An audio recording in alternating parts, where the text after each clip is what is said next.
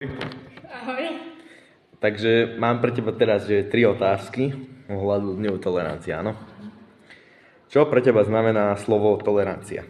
Tolerancia pre mňa znamená to, že by sme mali akceptovať druhých, to ako sa napríklad obliekajú alebo akú majú farbu pleti, mali by sme to akceptovať a nemať s tým problém. Super. Druhá otázka je, že prečo by sme sa mali navzájom tolerovať? Mali by sme sa navzájom tolerovať preto, aby sme sa cítili lepšie, lebo keď napríklad pani je v obchode a je veľmi pomalá, tak by sme ju mali tolerovať a mali by sme jej napríklad pomôcť s nákupom a nemali by sme napríklad na ňu nadávať alebo kričať, že nech si pohne. Super. Takže máš teraz na sebe tričko, typujem, tak či nám ho predstavíš? Áno, Super. mám tu napísané, že sa bojím balónov a že to, že sa usmievam, znamená, že som šťastná. No, bojím sa balónov, lebo proste... No, a to, že som usmiatá a neznamená, že som šťastná, znamená to, že ten úsmev je ako keby taká maska, že pod ňou možno sa bojím, alebo som smutná a nemusím byť vždy šťastná, keď sa usmievam. Super. Ďakujem ti za toto interview. Ďakujem. Tak máme pre vás pár otázok, že čo pre vás znamená slovo tolerancia? Tolerancia pre mňa znamená tieto tri kľúčové slová a je to rešpekt v prvom rade, v druhom rade je to akceptácia a znášanlivosť. Dobre, ďakujeme. A že prečo by sme sa mali rešpektovať, tolerovať? No, hlavne v školskom prostredí je tolerancia veľmi dôležitá, pretože ako je to napísané, že takým prvým symbolom alebo synonymom toho slova je rešpekt. Je to vlastne rešpektovanie odlišností jednotlivých ľudí aj kultúr, čo teda zažívame aj my v našom školskom prostredí. A potom akceptácia, nielen rešpektovať, ale aj akceptovať tých ľudí a vlastne prejaviť tú znášanlivosť alebo tú toleranciu, keď je niekto odlišný alebo teda iný od toho druhého, aby sa nám spolu lepšie nažívalo a aby sme mohli spolu dobre komunikovať a vychádzať. Dobre, ďakujeme. Prosím. Že prvá otázka je, že čo pre teba znamená slovo tolerancia?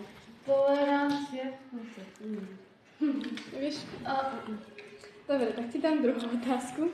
Prečo by sme mali tolerovať? Lebo ako máme tolerancie rešpektovať ďalších a to preto, aby sme proste sa navzájom rešpektovali. Každý sme boli na seba milí, a spolupracovali a pomáhali si. Dobre, ešte mám pre teba poslednú otázku, že čo máš na tričku, že čo si nám môžeš otočiť, že čo máš napísané na tričku? No, že voláte ma Citron. A môžeme sa spýtať, prečo máš práve takýto nápis na tričku? No, lebo proste vždycky som rozmýšľal o nejakej prezývke, ktorú by som chcel strašne. A moji kamaráti na futbale mi ho vymysleli a proste pomohli mi a tak ma rešpektovali, tak som si tak dal. Dobre, super, ďakujeme.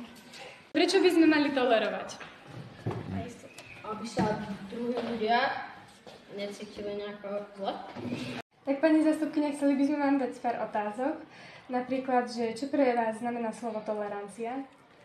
Tolerancia znamená rešpektovať toho druhého a prijať ho aj s jeho chybami. Dobre.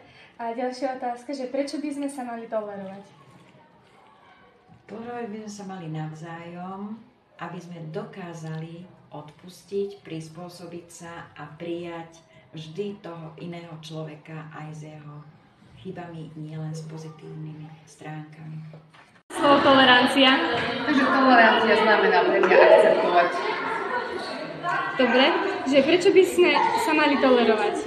No, lebo myslím, že každý z nás má určite nejaké negatívne vlastnosti a tiež sme radi, keď akceptuje ostatní ľudia. Dobre, a že či nám predstavíte vaše tričko? Áno, takže mám tam, že trpím prokrastináciou. Čo to je, poviem ti potom, ale znamená ako chorobné odkladanie vecí na potom. Čo pre vás znamená slovo tolerancia? Tolerancia znamená pre mňa asi toľko, že musíme si vážiť aj tých druhých okolo seba a musíme tolerovať ich, keď aj chyby alebo to, čo sa nám nepáči a Asi toľko. A že prečo by sme sa mali tolerovať?